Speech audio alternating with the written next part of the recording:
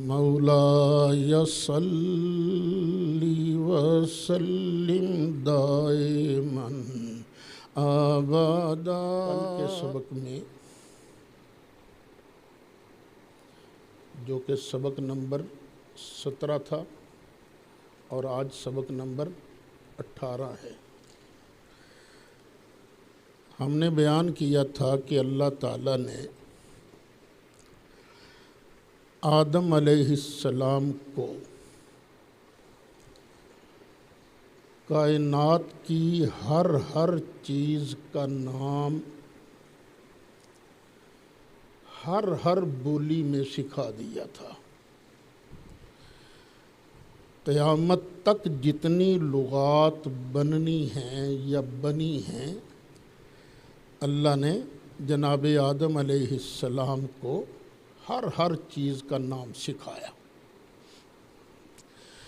سکھانے کے بعد ثم عرضهم علی الملائکہ،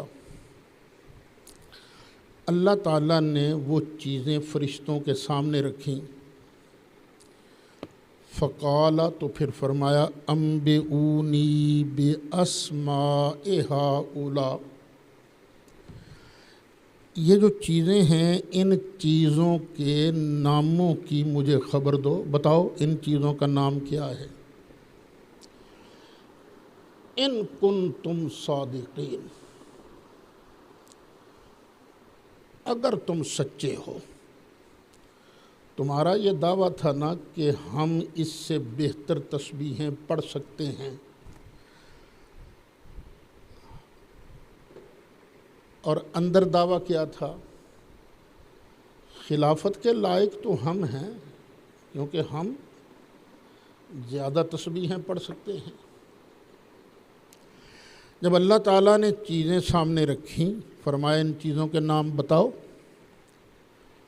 قالوا سبحانک، انہوں نے عرض کیا مالک تو ہی پاک ہے، ہر عیب سے، ہر نقص سے، ہر کمی سے تو پاک ہے۔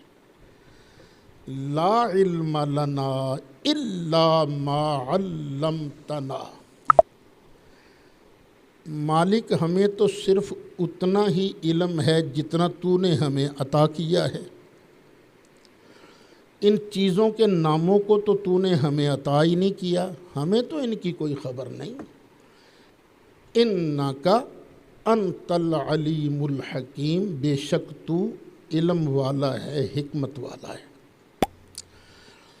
اب اس کے بعد اللہ تعالیٰ نے فرمایا، قال یا آدم، فرمایا اے آدم، انبئہم باسمائہم، چلو ان کو ان چیزوں کے ناموں کی خبر دو۔ بس اللہ نے فرمایا، آدم علیہ السلام نے فر ان چیزوں کے ناموں کو بیان کرنا شروع کر دیا، اس کا یہ نام ہے، اس کا یہ نام ہے، اس کا یہ نام ہے۔ فلما انبأہم باسمائہم، پھر جب آدم علیہ السلام نے ان چیزوں کے نام بتا دیے، قالا، تو اللہ نے فرمایا، الم اقل لکم، کیا میں تمہیں نہیں کہا کرتا تھا، انی اعلم غیب السماوات والارض، کہ بے شک آسمانوں اور زمین کی ہر چھپی بات کو میں جاننے والا ہوں، میں جانتا ہوں۔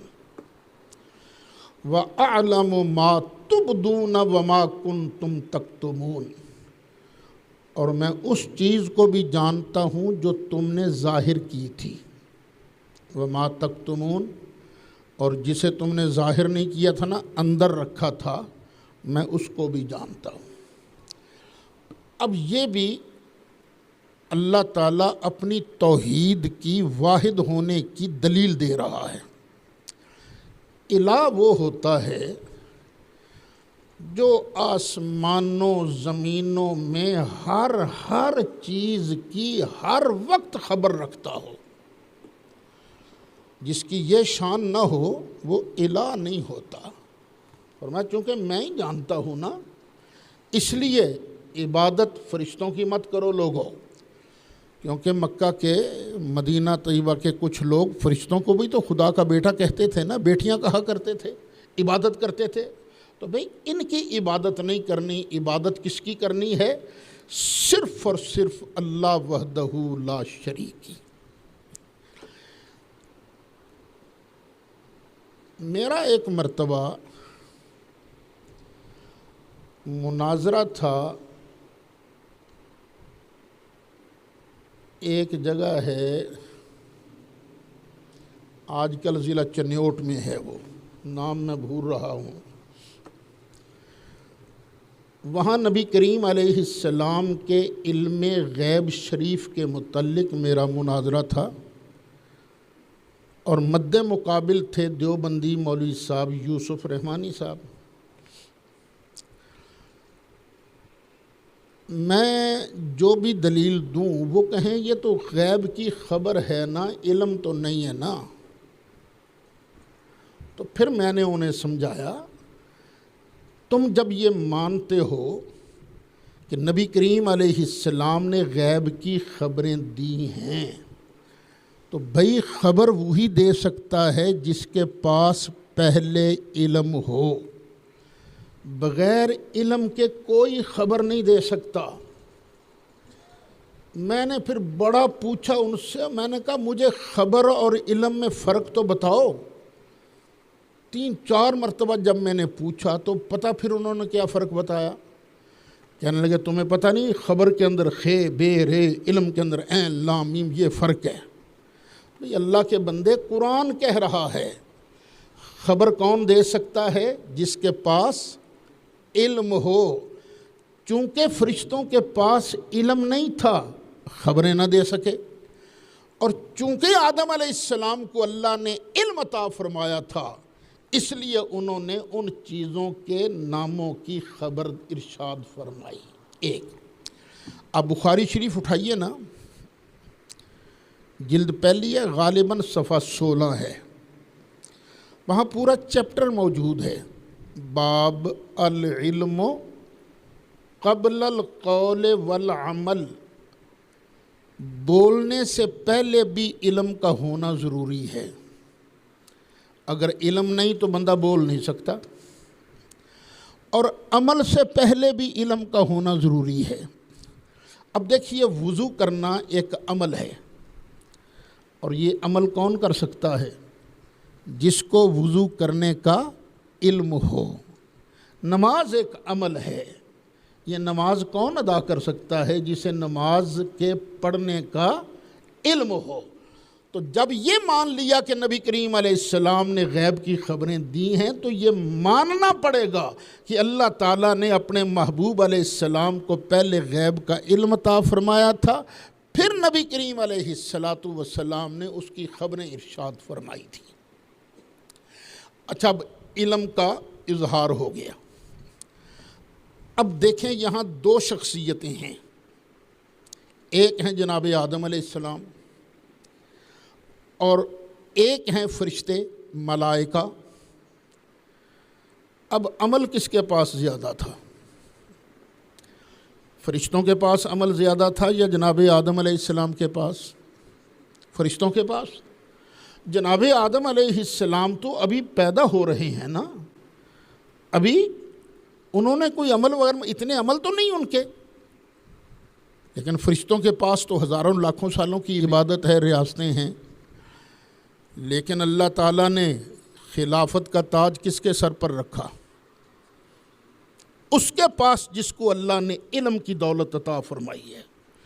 اس لیے مفسرین فرماتے ہیں علم کی شان عمل سے بہت زیادہ ہے، علم کی شان عمل سے بہت زیادہ ہے۔ نبی مکرم شفیع معظم جان دو عالم صلی اللہ علیہ وسلم کا ارشاد گرامی ہے، جو بندہ دین کا علم حاصل کرنے کے لیے گھر سے چلا، نیت کیا تھی؟ اصل بات آتی ہے یہاں، نیت کیا تھی؟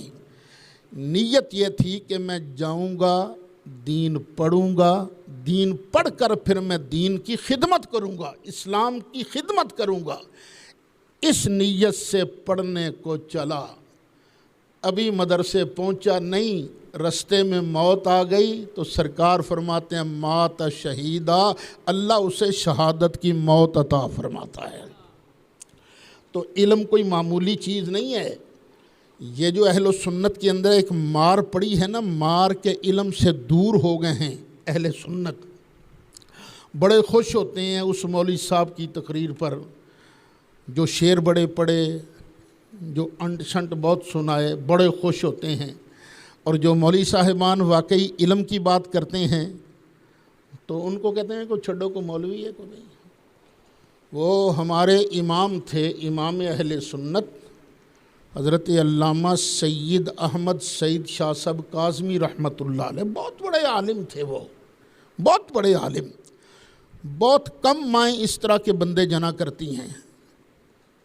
سنا ہے جنگ یہ عیدگاہ تشریف لائے، 10 محرم کا دن تھا، تقریر فرما رہے تھے، ایک بندہ کھڑا ہو گیا، سید سنیندہ تے بڑا ہائی پر شہادت تے کائی نہیں سنا آندی، بس علم کا معیار یہ رہ گیا ہے کہ واقعات شہادت سنائے جائیں تو بس یہی عالم ہے۔ اور علم جو اس میں ہے نا، اس کے اندر اصل علم کا خزانہ یہ ہے۔ اللہ تعالی ہمیں قرآن سمجھنے اور سمجھانے کی توفیق نصیب فرمائے۔ یہ جو آپ آ جاتے ہو نا یہاں قرآن پاک سمجھنے کے لیے، یہ تمہارا آنا خالی تھوڑی جاتا ہے۔ نامہ اعمال اگر اللہ دکھائے تو ایک ایک آیت کے سمجھنے کے بدلے اللہ تعالیٰ 100 نفل پڑھنے سے زیادہ کی دولت نصیب فرماتا ہے۔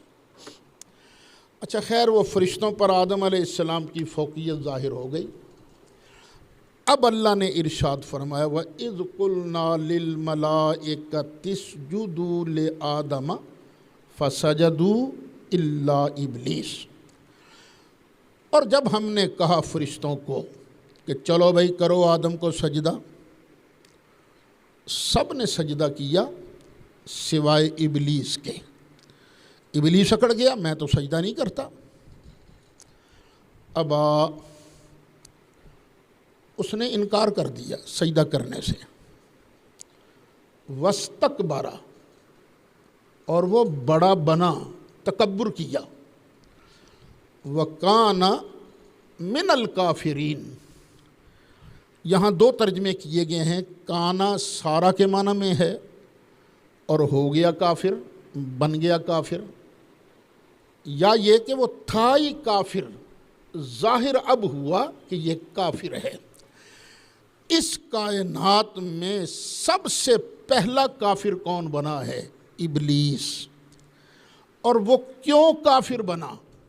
کیوں کافر بنا؟ یہ 2 فرقے جو بنے ہیں نا ایمان والوں کے اور کافروں کے، یہ اس دن سے بنے ہیں جس دن سے ابلیس نے اللہ کے بندے کی تعظیم سے انکار کر دیا ہے۔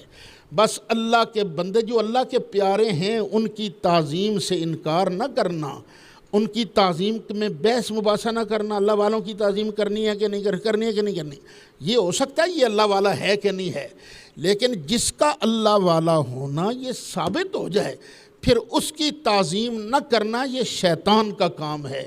ایمان والے کا کام ہے کہ جس چیز کی نسبت اللہ کے ساتھ ہو جاتی ہے اس کا بھی ادب کرتا ہے، حیا کرتا ہے۔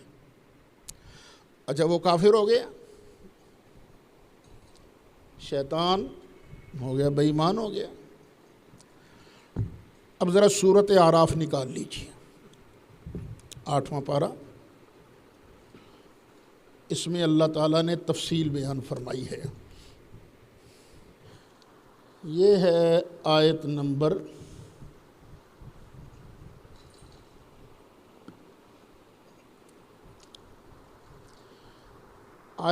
11 سے شروع کر دیجیے۔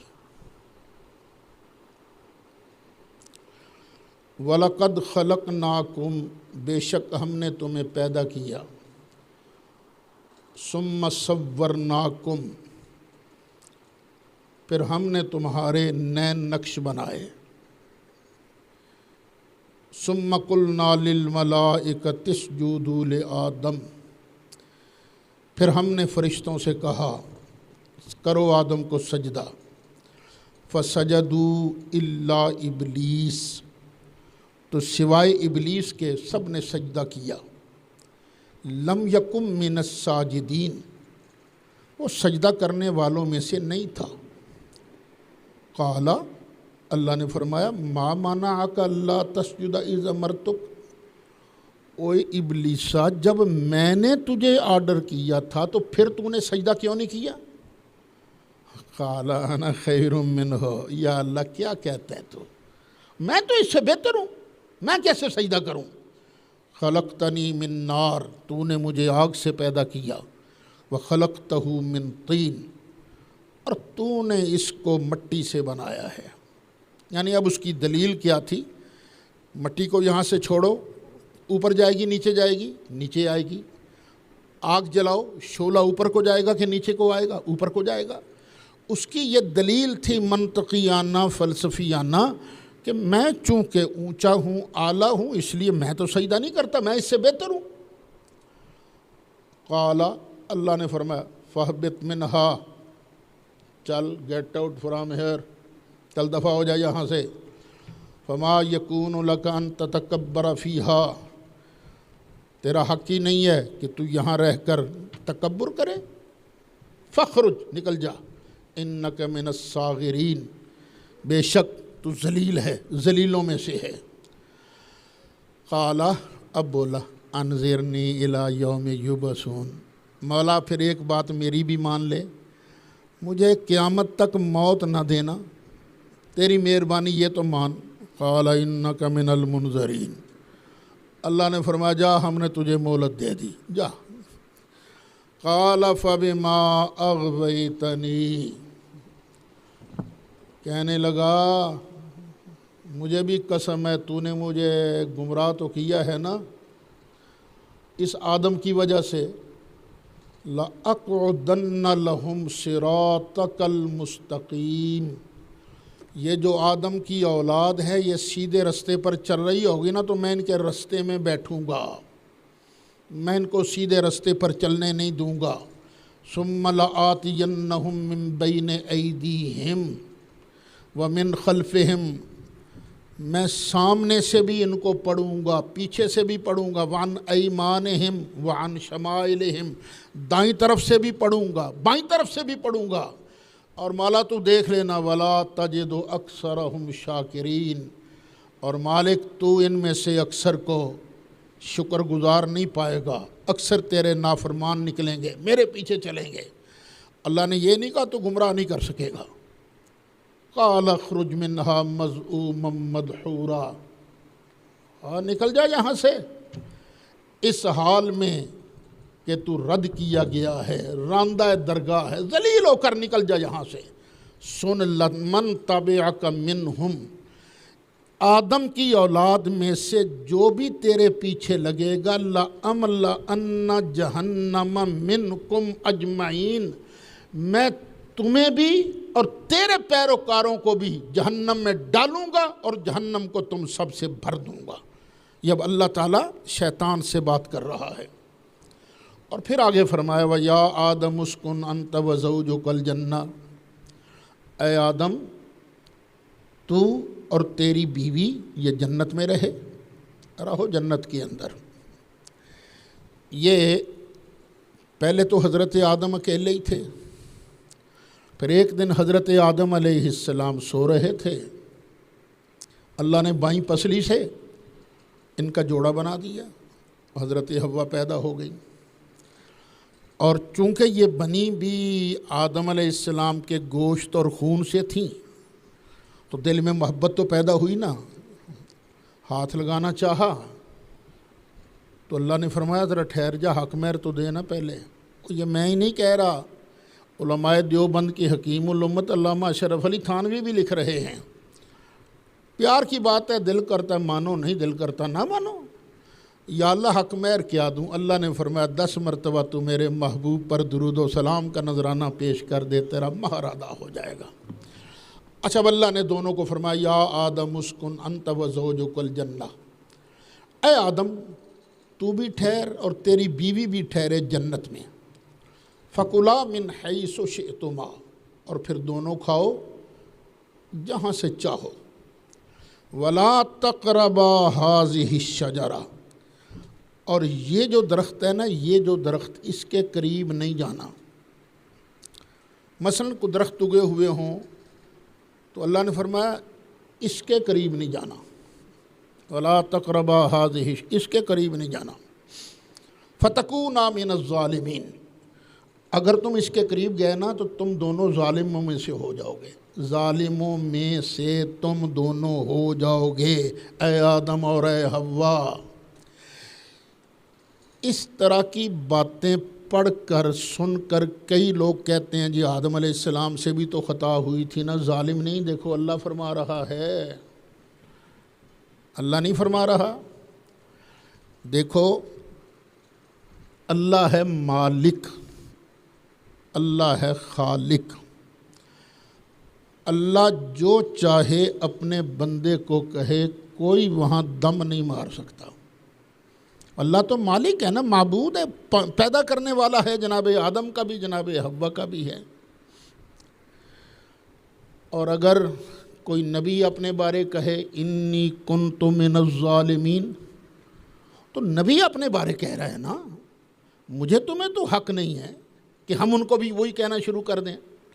ایک بزرگ دعا کر رہے ہوں، یا اللہ میں بڑا کمینہ تو مینوں معاف کر دے، یا اللہ میں بڑا ماڑا تو معاف کر دے، میں بڑا گناہ گار ہوں معاف کر دے. ایک بندہ دعا کر رہا ہے، پیر صاحب دعا کر رہے ہیں، اور مرید کہے کمینہ جا رہے ہیں جی. اور تو کیسے کہہ رہا ہے کمینہ؟ جی خود انہوں نے دعا میں کہا تھا یا اللہ میں بڑا کمینہ، یہ گناہ گار جا رہا ہے، خود انہوں نے کہا تھا. لوگ کہیں گے در فٹے منہ تیرا. وہ اپنے بارے بندہ جو مرضی کہے، کسی اور کو حق نہیں ہے ان کو وہ لقب دے. اسی طرح انبیاء علیہم السلام گناہوں سے معصوم ہوتے ہیں، معصوم. اللہ انہیں جو مرضی کہے، وہ خود اپنے آپ کو جو مرضی کہیں، کسی اور کو حق نہیں پہنچتا کہ وہ یہ بات کریں. اچھا یہاں ایک بات سمجھ بھی لو، یہ عصمت کس چیز کا نام ہے؟ جان بوجھ کر اللہ کی نافرمانی کرنا، یہ ہے عصمت. اللہ کے نبی ہوں یا اللہ کے فرشتے، جان بوجھ کر اللہ کے آرڈر کی نافرمانی نہیں کرتے. بھول جائیں، اللہ بھلا دے وہ الگ مسئلہ ہے، لیکن جان بوجھ کر یہ گناہ نہیں کرتے. اچھا فوسوس لہم الشیطان لیبدی لہما ما وری عنہما من سوآتہما، پھر وسوسہ ڈالا ان کے دل میں شیطان نے. کیوں وسوسہ ڈالا؟ تاکہ ظاہر کر دے ان دونوں کے لیے وہ چیز جو ان کے لیے چھپی ہوئی تھی، شرمگاہیں. بس ادھر دانا کھایا، ادھر شرمگاہیں ظاہر ہو گئیں. اچھا اب اللہ پوچھتا ہے وَقَالَ مَا نَهَاكُمَا رَبُّكُمَا عَنْ هَٰذِهِ الشَّجَرَةِ إِلَّا أَن تَكُونَا مَلَكَيْنِ أَوْ تَكُونَا مِنَ الْخَالِدِينَ. شیطان نے کہا، وسوسہ کیا ڈالا؟ شیطان کہتا ہے اوے آدم نی حوا، تم یہ دانہ کھاتی کیوں نہیں؟ کیوں نہیں کھاتی؟ انہوں نے کہا جی ہمیں رب نے منع کیا ہے. اور کبھی سوچا تم نے رب نے تمہیں منع کیوں کیا ہے؟ یہ ہے شجرۃ الخلد، ہمیشگی کا درخت. جو اس دانے کو کھائے گا وہ سدا جنت میں رہے گا. یہ وسوسہ بھی دیا. دوسرا اس نے وسوسہ یہ بھی دیا، دیکھو اللہ نے تمہیں اس سے منع کیا تھا نا، اس سے، بس اس کے قریب نہ جاؤ. وہ جو دوسرا ہے نا وہ کھا لو، کوئی نہیں. اس سے منع کیا تھا، اس سے منع تو نہیں کیا. اچھا آدم علیہ السلام بھول گئے، اللہ نے ہمیں کچھ روکا بھی تھا کہ نہیں روکا تھا. اب یہ کہا کہ یہ کیسے ہو سکتا ہے اللہ تعالیٰ ہم سے ایسی بات کرے. وَقَالَ مَا نَهَاكُمَا رَبُّكُمَا عَنْ هَٰذِهِ الشَّجَرَةِ، بولا تمہیں تمہارے رب نے اس پیڑ سے اس لیے منع کیا تھا إِلَّا أَن تَكُونَا مَلَكَيْنِ، کہیں تم فرشتے نہ بن جاؤ، أَوْ تَكُونَا مِنَ الْخَالِدِينَ، یا تم ہمیشہ اس میں رہنے والے نہ بن جاؤ۔ اللہ کا پروگرام کچھ اور ہے، روک دیا دانہ کھانے سے، کہیں تم اسی طرح ہمیشہ ہی نہ جنت میں رہو۔ جناب آدم نے فرمایا یہ کیسے ہو سکتا ہے، اللہ ہم سے ایسی بات کرے۔ وَقَاسَمَهُمَا إِنِّي لَكُمَا لَمِنَ النَّاصِحِينَ، اللہ کے نام کی قسم کھا لی، کہنے لگا تھوڑا کی خیال ہے میں کوئی تھوڑا ویری ہاں، میں کوئی تھوڑا دشمن ہاں؟ اللہ کی قسم ہے میں تو تمہارا خیر خواہ ہوں۔ اللہ کے نام کی سب سے پہلی جھوٹی قسم کس نے کھائی؟ شیطان نے۔ انی لکما لمن الناصحین فدلاہما بغرور، تو اتار لایا انہیں دھوکے سے، تو وہ سبب بنا جنت سے باہر آنے کا۔ فلما ذاق الشجرہ، پھر جب دونوں نے درخت کا دانہ چکھا، بدت لہما سوآتہما، تو ان پر ان کے شرم کی چیزیں کھل گئیں، بالکل ننگ مننگے ہو گئے، سارے جو تھے اوپر کپڑے وپڑے جنتی سب اتر گئے۔ واتفقا یخصفان علیہما من ورق الجنہ، اب آدم علیہ السلام اور حضرت حوا فطری شرم کی وجہ سے نا، وہ جو جنت کے درخت تھے نا، ان درختوں کے پتے اتار اتار کر اپنی شرمگاہوں کو چھپانے لگے۔ وَنَادَاهُمَا رَبُّهُمَا، ان کے رب نے ان کو پکارا، أَلَمْ أَنْهَكُمَا عَنْ تِلْكُمَا الشَّجَرَةِ، کیا میں نے تمہیں اس درخت سے روکا نہیں تھا؟ وَأَقُلْ لَكُمَا إِنَّ الشَّيْطَانَ لَكُمَا عَدُوٌّ مُبِينٌ، کیا میں نے تمہیں پہلے بتا نہیں دیا تھا کہ شیطان تمہارا کھلا دشمن ہے؟ اچھا، جب یہ ساری بات ہو گئی، انہوں نے کوئی بہانہ نہیں بنایا، یا اللہ ہماری مرضی تو نافرمانی کی نہیں تھی، یا اللہ ہمیں تو شیطان نے دھوکہ دیا، کوئی بات نہیں کی، کوئی بات نہیں، فٹ بولے ربنا ظلمنا انفسنا، یا اللہ ہم نے اپنی جانوں پر ظلم کیا ہے، وَإِن لَّمْ تَغْفِرْ لَنَا وَتَرْحَمْنَا، اور اگر تو ہمیں نہیں بخشتا، ہم پر رحم نہیں کرتا، لَنَكُونَنَّ مِنَ الْخَاسِرِينَ، تو ہم ہو جائیں گے گھاٹا پانے والوں میں سے، یا اللہ ہمیں معاف کر دے۔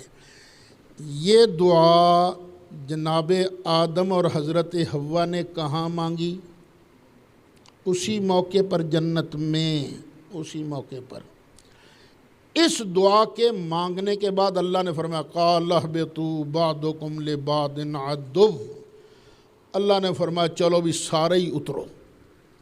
اب سارے کون تھے؟ ہیں تو دو تھے، وہ جناب آدم اور حضرت حوا دو ہی تھے نا، لیکن یہاں جمع کا صیغہ فرمایا اہبطوا، چلو سارے اترو۔ سارے کون؟ ہم بھی تو ادھر ہی تھے نا، جناب آدم علیہ السلام کی پشت میں ہم سارے ہی تھے نا، تو ان ساروں میں مومن بھی، ان ساروں میں کافر بھی۔ اب یہ نہیں کہنا چاہیے کہ آدم علیہ السلام نے ہمیں جنت سے نکالا، یہ نہیں کہنا چاہیے، بلکہ یہ کہنا چاہیے ان کافروں نے ہمیں جنت سے نکالا، ان کی وجہ سے نا آدم علیہ السلام کو اللہ نے زمین میں بھیج دیا، چلو اے کافرو تم زمین پر رہ جانا اور میرے پیارے پھر میرے پاس آ جائیں گے۔ اہبطوا بعضکم لبعض عدو وَلَكُمْ فِي الْأَرْضِ مُسْتَقَرٌّ وَمَتَاعٌ إِلَىٰ حِينٍ، اور تمہارے لیے زمین میں ہے ٹھکانہ اور برتنا ہے ایک مدت تک جو تمہارا وقت معین ہے۔ اچھا، یہ میں نے اتنی لمبی سورہ اعراف کی آیتیں اس لیے سنائیں کہ اس میں ایک تو ڈیٹیل بیان ہوئی ہے، دوسرا یہ بتانا مقصود ہے کہ یہ ربنا ظلمنا انفسنا، یہ دعا جناب آدم علیہ السلام نے کہاں مانگی ہے؟ جنت میں۔ اب آ جاؤ پھر پہلے پارے پر، جو سبق ہے وہاں آ جاؤ۔ وَقُلْنَا يَا آدَمُ اسْكُنْ أَنْتَ وَزَوْجُكَ الْجَنَّةَ، اور ہم نے فرمایا اے آدم تو بھی رہ اور تیری بیوی بھی رہے جنت میں۔ وَكُلَا مِنْهَا رَغَدًا حَيْثُ شِئْتُمَا، اور تم دونوں کھاؤ جنت میں سے، رغدن جنہ جی کردہ ہے، بغیر روک ٹوک کے کھاؤ، حیث شئتما جہاں سے چاہو، وَلَا تَقْرَبَا هَٰذِهِ الشَّجَرَةَ، اور اس درخت کے قریب نہیں جانا۔ یہ درخت کون سا تھا ہمیں نہیں پتہ، اللہ رسول نے نہیں ہمیں بتایا تو ہم خاموش ہیں، باقی ٹامک ٹوئیاں یہ نہ گندم کا تھا، پتہ نہیں انگور کا تھا، کاہے کا تھا، بس اس بحث میں نہیں پڑھنا، اس کا فائدہ کوئی نہیں۔ ہم تابع ہیں اس چیز کے جو اللہ تعالیٰ نے اور اس کے پیارے رسول علیہ الصلاۃ والسلام نے بتائی ہو۔ فَأَزَلَّهُمَا الشَّيْطَانُ عَنْهَا، شیطان نے انہیں جنت سے پھسلا دیا۔ فَأَخْرَجَهُمَا مِمَّا كَانَا فِيهِ، اور جہاں وہ رہتے تھے شیطان نے ان دونوں کو وہاں سے نکلا دیا۔ وَقُلْنَا اهْبِطُوا بَعْضُكُمْ لِبَعْضٍ عَدُوٌّ، اور ہم نے فرمایا اترو، تم میں سے بعض کے دشمن ہوں گے، جو اترو سارے، تم سارے اترو۔ آدم علیہ السلام کے اندر کافر بھی تھے، مومن بھی تھے، میں بھی تھا، آپ بھی تھے، سارے تھے، جو سننے والے ہیں سارے ہی تھے۔ اللہ فرماتا بعضکم لبعض عدو، ایک دوسرے کے دشمن بھی ہو گئے۔ اب دیکھ لو ایک دوسرے کے دشمن ہیں کہ نہیں ہیں؟ دشمن، مومن کافر آپس کے اندر لڑائی ہے، اور پھر مومنوں کی آپس میں لڑائی ہے، کئیوں کی لڑائی ضد بازی کے ساتھ شروع ہو جاتی ہے، دشمنی تو چل رہی ہے۔ وَلَكُمْ فِي الْأَرْضِ مُسْتَقَرٌّ، اور تمہارے لیے زمین میں ایک مقررہ مدت تک رہنا ہے، وَمَتَاعٌ، اور نفع حاصل کرنا ہے، برتنا ہے، إِلَىٰ حِينٍ، ایک مدت تک۔ وہ مدت کون سی ہے؟ جب تک سانس ہے تم دنیا کی نعمتوں سے لطف اندوز ہوتے رہو گے، ادھر سانس نکلی ادھر کام ختم، بس اب دنیا کی نعمتیں نہیں، اب آخرت کے معاملات ہیں۔ فَتَلَقَّىٰ آدَمُ مِن رَّبِّهِ كَلِمَاتٍ فَتَابَ عَلَيْهِ، پھر سیکھ لیے آدم علیہ السلام نے اپنے رب سے چند کلمے، فَتَابَ عَلَيْهِ، تو اللہ تعالیٰ نے ان کلمات کی وجہ سے حضرت آدم کی توبہ کو قبول کر لیا۔ إِنَّهُ هُوَ التَّوَّابُ الرَّحِيمُ، بے شک وہ توبہ قبول فرمانے والا اور بڑا ہی مہربان ہے۔ وہ کلمات کون سے ہیں جن کلمات کی وجہ سے اللہ تعالیٰ نے حضرت سیدنا آدم علیہ السلام کی توبہ کو قبول فرمایا ہے؟ کئی مفسرین اس طرف گئے ہیں، یہ وہی کلمات ہیں جو جناب آدم علیہ السلام کے سورۃ اعراف کے اندر موجود ہیں۔ ربنا ظلمنا انفسنا وان لم تغفر لنا وترحمنا لنکونن من الخاسرین، کہ یہ الفاظ ہیں، ان کلمات کی وجہ سے اللہ تعالیٰ نے توبہ قبول فرمائی۔ لیکن یہاں پر ایک اشکال ہے، اگر یہ کہا جائے کہ ان کلمات کی وجہ سے توبہ قبول ہوئی تو اس کا مطلب کیا ہے؟ توبہ فٹ قبول ہو گئی تھی، ادھر دانا کھایا، ادھر اللہ نے پوچھا، ادھر انہوں نے عرض کر دیا ربنا ظلمنا انفسنا، یہ کہا تو پھر اللہ تعالیٰ نے ان کی توبہ قبول فرما لی۔ لیکن کئی ایسی چیزیں ہیں جن سے پتہ چلتا ہے کہ یہ توبہ جنت میں قبول نہیں ہوئی تھی، یہ توبہ زمین پر قبول ہوئی تھی۔ اگر زمین پر قبول ہوئی تھی تو اس کا مطلب ہے اس کے الفاظ اور ہیں جن الفاظ کی وجہ سے یہ توبہ قبول ہوئی ہے۔ ایک حدیث شریف ہے، وہ حدیث شریف آپ سن لیجئے۔ اس حدیث کو نجدی حضرات کے امام حافظ ابن تیمیہ نے نقل کیا ہے، اور 2 سندوں کے ساتھ یہ حدیث منقول ہے۔ پہلی حدیث کے راوی ہیں حضرت سیدنا میسرہ رضی اللہ عنہ۔ آپ فرماتے ہیں کہ میں نے عرض کیا یا رسول اللہ صلی اللہ علیہ وسلم، یہ تو فرمائیے آپ کب سے نبی ہیں؟ تو نبی کریم علیہ السلام نے ارشاد فرمایا کہ جب اللہ تعالیٰ نے زمین کو پیدا فرمایا اور آسمان کی طرف توجہ فرما کر 7 آسمان بنائے اور عرش کو پیدا کیا، تو عرش کے پائے پر میرا نام لکھا محمد رسول اللہ صلی اللہ علیہ وسلم خاتم الانبیاء، اور اللہ تعالیٰ نے جنت کو پیدا کیا جس میں اس نے حضرت آدم اور حضرت حوا کو رکھا، تو میرا نام جنت کے دروازوں، پتوں، گنبدوں، خیموں پر لکھا۔ اس وقت حضرت آدم علیہ السلام ابھی روح اور جسد کے درمیان تھے، پھر جب اللہ تعالیٰ نے ان کو پیدا فرمایا، انہوں نے عرش پر میرا نام لکھا دیکھا تو اللہ تعالیٰ نے ان کو بتایا کہ یہ تیری اولاد کے سردار ہیں۔ پھر جب شیطان نے ان کو دھوکہ دیا تو حضرت آدم علیہ السلام اور حضرت حوا نے اللہ تعالیٰ کی بارگاہ میں میرے نام کا وسیلہ پیش کر کے توبہ کی درخواست کی۔ فَلَمَّا غَرَّهُمَ الشَّيْطَانُ تَابَا وَاسْتَشْفَعَا بِاسْمِي إِلَيْهِ۔ فتاویٰ ابن تیمیہ ہے، جلد 2 ہے، صفحہ 150 ہے۔ یہ ہے ایک روایت۔ اور دوسری روایت، امیر المومنین حضرت سیدنا عمر فاروق رضی اللہ عنہ ارشاد فرماتے ہیں کہ رسول اللہ صلی اللہ علیہ وسلم نے ارشاد فرمایا کہ جب آدم علیہ السلام سے خطا سرزد ہوئی تو انہوں نے اپنے سر کو اٹھا کر اللہ کی بارگاہ میں عرض کی، اے رب العالمین، محمد الرسول اللہ صلی اللہ علیہ وسلم کے وسیلے سے مجھے معاف فرما۔ تو اللہ تعالیٰ نے پوچھا یہ محمد کون ہیں؟ تو حضرت آدم علیہ السلام نے عرض کیا، رب العالمین، جب تو نے مجھے پیدا فرمایا تو میں نے اپنے سر کو تیرے عرش کی طرف اٹھایا تو مجھے وہاں لکھا ہوا نظر آیا، لا الہ الا اللہ محمد الرسول اللہ صلی اللہ علیہ وسلم۔ تو مجھے معلوم ہو گیا کہ بے شک یہی تیری ساری مخلوق میں تیرے نزدیک مکرم ہے، اس لیے کہ تو نے ان کے نام کو اپنے نام کے ساتھ ملایا ہے۔ اب دیکھیں، لا الہ الا اللہ محمد الرسول اللہ، اللہ کا نام اور نبی کریم علیہ السلام کا نام اکٹھا ہے۔ تو اللہ تعالیٰ نے ارشاد فرمایا، پیارے آدم، ہاں میں نے تیری بخشش کر دی اور یہی تیری اولاد میں سے سب سے آخری نبی ہوں گے۔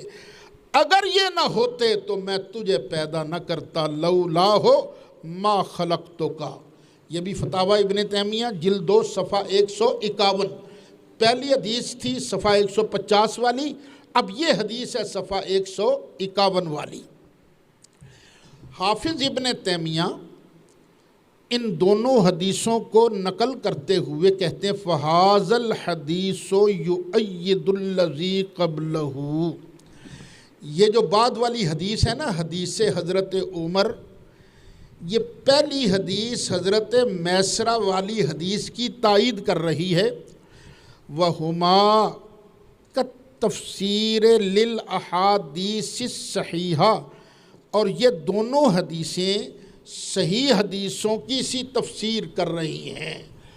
پتہ یہ چلا کہ ابن تیمیہ کے نزدیک یہ دونوں حدیثیں من گھڑت نہیں۔ امام حاکم نے ان حدیثوں کے بارے کہا یہ صحیح ہیں، ذہبی نے کہا نہیں یہ من گھڑت حدیثیں ہیں، لیکن ابن تیمیہ کے اس ارشاد سے معلوم ہوا کہ یہ دو حدیثیں من گھڑت نہیں۔ کیوں؟ یہ ایسی حدیثیں ہیں جن کو بطور دلیل پیش کیا جا سکتا ہے۔ یہ حدیث ایک مختلف سند کے ساتھ مستدرک کے اندر بھی موجود ہے۔ مستدرک امام حاکم جلد 2 صفحہ 615، الوفاء الوفا جلد 4 صفحہ 1371۔ اچھا، امام زرقانی رحمۃ اللہ علیہ بہت بڑے محدث ہیں، مالکی تھے، جو سیرت مبارکہ کی سب سے بہترین کتاب ہے نا المواہب الدنیا امام قسطلانی کی، امام زرقانی نے اس کی شرح کی ہے۔ جب یہ بحث آئی نا تو امام زرقانی نے آگے ایک اور بات لکھی کہ اللہ نے پتہ کیا فرمایا، اے آدم، ہم نے تیری دعا کو قبول کر لیا، اگر تو محمد صلی اللہ علیہ وسلم کے وسیلہ سے ہماری بارگاہ میں زمین و آسمان والوں کی سفارش کرتا تو ہم تیری سفارش کو قبول کر لیتے۔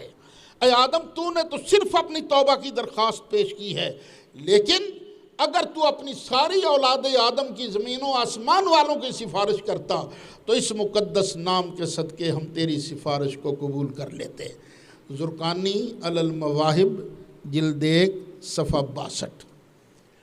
یہاں نجدی حضرات ایک اعتراض کریں گے،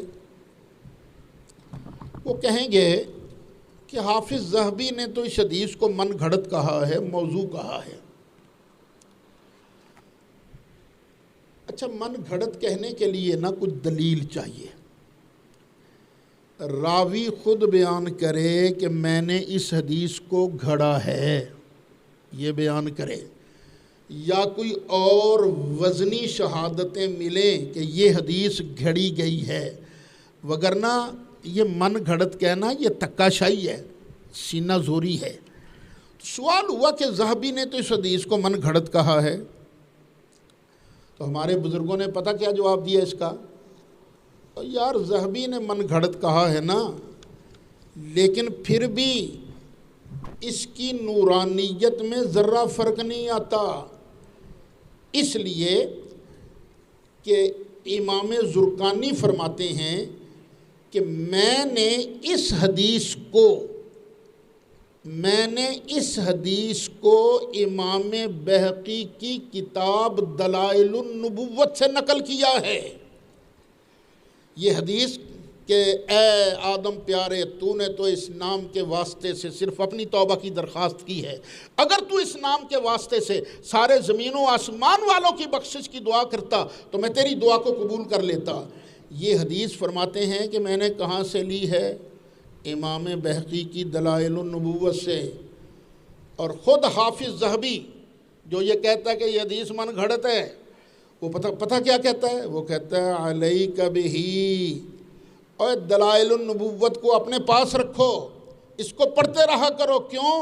فَإِنَّهُ كُلُّهُ هُدًى وَنُورٌ، اس لیے کہ یہ دلائل النبوت امام بہقی کی شروع سے لے کر آخر تک ساری کی ساری نور بھی ہے اور اس سے ہدایت بھی ملتی ہے. ضعیف کہہ سکتے ہو؟ ٹھیک ہے، جہاں محدثین کا اختلاف آ گیا، کسی نے صحیح کہا، کسی نے اس کو من گھڑت کہا، ضعیف کہا، تو وہ حدیث صحت کے معیار پر نہیں رہتی، ضعیف ہو جاتی ہے. لیکن من گھڑت کہنا یہ بہت بڑی دھکے شاہی ہے.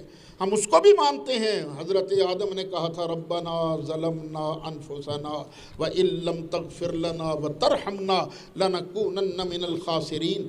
یہ جو ہے یہ قطعی الثبوت ہے، قطعی الثبوت ہے، اس کا انکار کفر ہے. یہ حدیث جو ہے یہ ظنی ہے، لیکن باب فضائل میں ظنیات بھی قبول کر لیے جاتے ہیں. وہ جو امام ذہبی نے کہا ہے نا کہ فَعَلَيْكَ بِهِ، اس دلائل النبوت کو پڑھا کرو، فَإِنَّهُ كُلُّهُ هُدًى وَنُورٌ، یہ ساری کی ساری ہدایت بھی ہے، نور بھی ہے. یہ زرقانی علی المواہب جلد 1 صفحہ 62 پر موجود ہے. دل تو چاہتا تھا کہ میں ابھی مسئلہ توسل پر کچھ اور بھی گفتگو کرتا، لیکن ایک تو مسئلہ استعانت کے ضمن میں بھی کافی کچھ آ گیا ہے، اور دوسرا اسی پہلے پارے میں جب یہ آیت آئے گی نا وَكَانُوا مِن قَبْلُ يَسْتَفْتِحُونَ عَلَى الَّذِينَ كَفَرُوا، 2-3 دن کے بعد یہ سبق آ جائے گا. تو اس وقت میں انشاءاللہ مسئلہ توسل پر جو تھوڑی بہت گفتگو باقی رہ گئی تھی اس کو عرض کروں گا. قُلْنَا اهْبِطُوا مِنْهَا جَمِيعًا، پھر ہم نے فرمایا چلو بھائی، اب دوبارہ فرمایا جا رہا ہے چلو بھی سارے نیچے اترو. فَإِمَّا يَأْتِيَنَّكُم مِّنِّي هُدًى، پھر اگر تمہارے پاس آئے میری طرف سے کوئی ہدایت، فَمَن تَبِعَ هُدَايَ، تو جو میری ہدایت کی اتباع کرے گا. چلو سب روحوں کو کہا گیا نا چلو نیچے اترو، پھر سب کو فرمایا گیا کہ گاہے گاہے تمہارے پاس ہمارے نبی تشریف لاتے رہیں گے، ہدایت لے کے آتے رہیں گے. تو جو بھی اس ہدایت کی پیروی کرے گا فلا خوف علیہم، تو ان پر کوئی ڈر نہیں ہوگا، ولا ہم یحزنون، اور نہ ہی یہ غمگین ہوں گے. نبی کریم علیہ السلام کی اتباع کرنے والے کو اللہ یہ مقام دیتا ہے کہ نہ اس پر کوئی خوف نہ اس پر کوئی غم. اور یہ کون لوگ ہیں؟ الا ان اولیاء اللہ لا خوف علیہم ولا هم یحزنون الذین آمنوا وکانوا یتقون. تو جو بھی اتباع کرے گا ہمارے نبی کی ہدایت کی تو تو اس پر کوئی ڈر نہیں ہوگا اور وہ غمگین نہیں ہوں گے۔ ہر دور میں کم از کم 7 ایسے افراد موجود رہے ہیں۔ کتنے بندے؟ 7 ایسے بندے موجود رہے ہیں جو اللہ کی توحید پر تھے، اللہ کی توحید پر تھے۔ 7 ایسے بندے موجود رہے ہیں۔ تو اللہ تعالیٰ کرے کہ ہماری اولادوں میں سے بھی ایسے لوگ موجود رہیں جو اللہ تعالیٰ کی توحید پر ہوں، نبی کریم علیہ الصلاۃ والسلام کی غلامی پر رہیں۔ اب چلیے آگے اللہ ارشاد فرماتا ہے والذین کفروا، اور جنہوں نے انکار کیا، وَكَذَّبُوا بِآيَاتِنَا، اور انہوں نے ہماری نشانیوں کو جھٹلایا، اولئک اصحاب النار، یہی لوگ ہیں جہنمی، ہم فیہا خالدون، وہ اس میں ہمیشہ رہیں گے۔ جہنمی کون ہے؟ اس مسئلے کو ذرا اچھی طرح سمجھ لیجئے۔ جن کے پاس کسی نبی کی دعوت پہنچی، کسی نبی کی تبلیغ پہنچی، اس نے انکار کیا اور پھر اللہ کی نشانیوں کو جھٹلایا، وہ جہنمی ہے۔ اور جس بندے تک کسی نبی کا پیغام پہنچا ہی نہیں،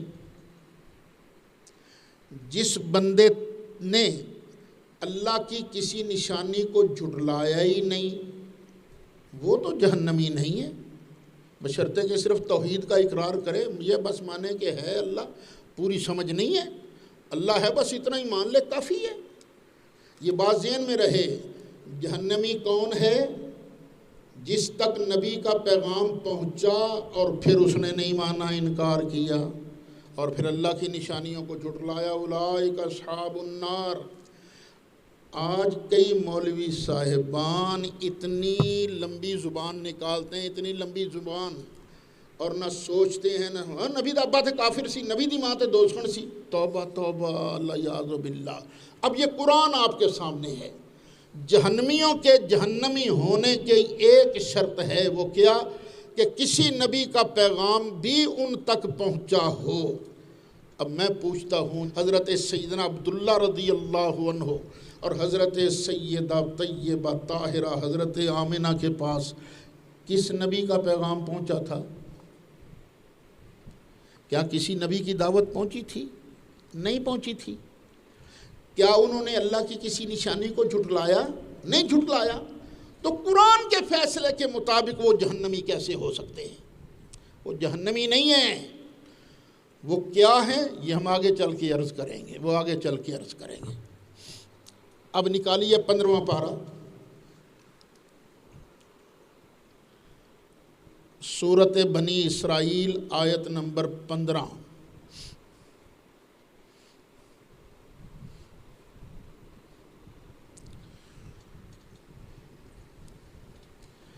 پندرواں پارہ سورۃ بنی اسرائیل، آیت نمبر 15۔ مالک ایک اصول بیان کر رہا ہے کہ میں ظالم نہیں ہوں، میں انصاف والا ہوں۔ وَمَا كُنَّا مُعَذِّبِينَ حَتَّى نَبْعَثَ رَسُولًا، جب تک ہم رسول بھیج نہ لیویں اتنی دیر تک ہم کسی کو عذاب نہیں کرتے۔ عذاب بندے کو کب ہوتا ہے؟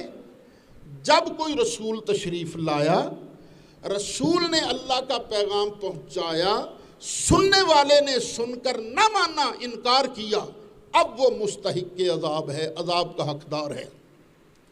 اس آیت کی روح سے یہ تو فرمائیے سیدنا عبداللہ اور سیدہ آمنہ رضی اللہ عنہما کے پاس کس نبی کا پیغام پہنچا تھا کہ میں اللہ کا رسول ہوں؟ جب ان تک پیغام پہنچا ہی نہیں تو قرآن مجید فرقان حمید کی یہ آیت کریمہ بھی پکار پکار کر کہہ رہی ہے کہ سرکار کے والدین کریمین یہ جہنمی نہیں ہیں۔ وہ کیا ہے یہ آگے بتائیں گے۔ اب ذرا سورہ یاسین نکالیے، سورہ یاسین 22واں پارہ۔ اللہ فرماتا ہے یاسین یاسین،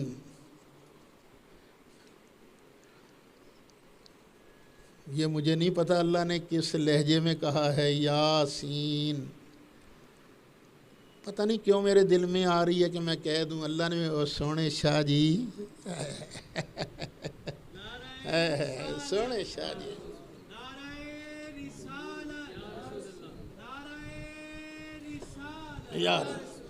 یاسین اے سید یاسین، اے سونے شاہ جی، والقرآن الحکیم، مجھے قسم ہے حکمت والے قرآن کی، انک لمن المرسلین، بے شک آپ رسولوں کی جماعت میں سے ہیں، علی صراط مستقیم، سیدھے رستے پر ہیں، تنزیل العزیز الرحیم، یہ جو ہے نا قرآن یہ نازل کیا ہوا ہے، یہ قرآن جس کی قسم ہے نا، یہ اللہ غالب اور رحمت والے مالک کا نازل فرمودہ ہے۔ یہ اللہ نے کیوں قرآن نازل کیا ہے؟ لِتُنذِرَ قَوْمًا، تاکہ تو اس قوم کو ڈرائے، مَا أُنذِرَ آبَاؤُهُمْ، جس کے باپ دادا کو ڈرایا ہی نہیں گیا۔ محبوب اس قوم کو ڈرانے کے لیے آئے ہیں جس کے باپ دادا کو نہیں ڈرایا گیا۔ اب سرکار کے والدین کریمین کو نہیں ڈرایا گیا، ان تک پیغام نہیں پہنچا، اور اللہ کا قانون ہے ما کننا معذبین حتی نبعث رسولا، جب تک ہم رسول بھیج نہیں لیتے ہم عذاب بھی نہیں دیتے۔ اور میرے بھائی بچ جا، یہ بڑی بارگاہوں پر ہاتھ نہیں ڈالا کرتے ہاتھ، تجھے کام کوئی نہیں؟ کیا یہ ضروری ہے تیرے لیے کہنا کہ نبی کی ماں دوزخ ہے، نبی کا ابا جہنمی ہے؟ توبہ کر، قانون یاد رکھ لے، قرآن ایک طرف ہو اور صحیحین کی متفق علیہ حدیث بھی قرآن کے مقابلے پر آ جائے تو ہم قرآن کو ترجیح دیتے ہیں۔ ہم کہیں گے یہاں کسی راوی سے گڑبڑ ہوئی ہے، ہم یہ نہیں کہ قرآن کو چھوڑ دیں اور راوی کو سر پر بٹھا لیں، نہیں، راوی کی غلطی نکالنا یہ زیادہ آسان ہے، اور مصطفیٰ کریم علیہ السلام کے والدین پر تانا زنی کرنا توبہ یہ بڑا مشکل کام ہے۔ ہمارے ابا جی قبلہ نے، اللہ ان کی قبر انور پر کروڑوں رحمتیں نازل کرے، انہوں نے باقاعدہ اس عنوان پر یہ کتاب لکھی، عظمت سیدہ آمنہ رضی اللہ عنہا، اور میں کوشش کروں گا مجھے یاد رہنا، کل یار منگوا لینا ہے، یہ وہ بھی تقسیم کریں گے آپ حضرات کے سامنے، تو وہ بھی ضرور یاد رکھنا۔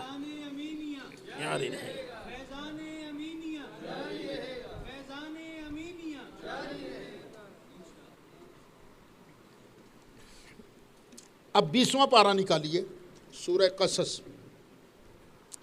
آیت نمبر 46۔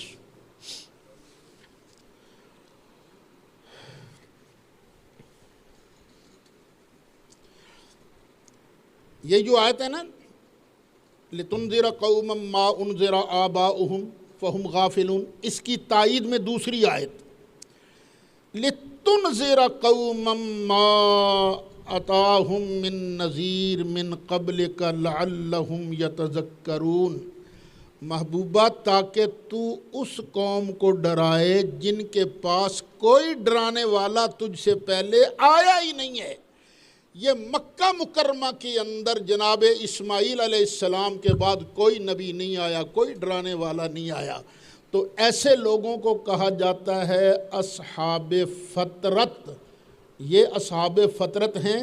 اور ویسے بھی ایک نبی آئے تھے بنی اسرائیل میں جن کا نام ہے جناب سیدنا عیسیٰ ابن مریم علیہ السلام۔ جناب عیسیٰ، حضرت عیسیٰ کے بعد کوئی نبی بنی اسرائیل میں بھی نہیں آیا، بنی اسماعیل میں کہاں آنے تھے؟ تو یہ بخاری شریف جلد پہلی کی آخری حدیث ہے، زمانہ فطرت ہے پورا 600 سال کا، جناب عیسیٰ کے بعد مکہ مکرمہ میں سرکار تک 600 سال کا عرصہ گزرا ہے، جس زمانے میں نبی کوئی نہیں آیا، اور جب کوئی نبی نہیں آیا تھا، کسی نبی کی نبوت نہیں تھی، دعوت نہیں تھی، تبلیغ نہیں تھی، تو حضرت سیدہ طیبہ طاہرہ حضرت آمنہ نے اور حضرت سیدنا عبداللہ نے انکار کس کا کرنا تھا؟ چلیے ایک اور آیت بھی سن لیجئے، نکالیے پہلا پارہ، سورہ بقرہ آیت نمبر 128 129۔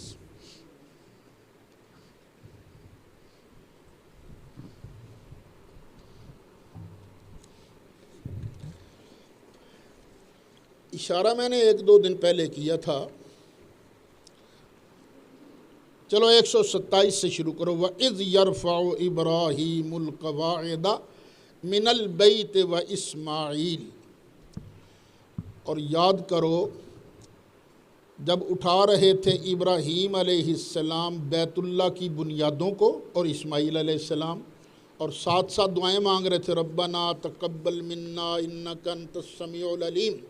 یہ پہلی دعا ہے، یا اللہ ہماری محنت قبول فرما، بے شک تو سننے والا ہے، جاننے والا ہے۔ اچھا یہاں سمیع کا معنی کیا ہے؟ انک انت السمیع العلیم، سمیع کا معنی ہے قبول کرنے والا۔ ویسے تو اللہ سنتا ہی ہے نا، یا اللہ ہماری دعاؤں کو قبول فرما، کیونکہ تو ہے ہی قبول فرمانے والا۔ پتہ چلا قرآن میں کہیں کہیں سماع قبول کے معنی میں بھی آتا ہے، تو اس کی بحث آئے گی سماع موتا کے ضمن میں۔ اچھا یہ پہلی دعا۔ دوسری دعا کیا ہے؟ ربنا وجعلنا مسلمین لک،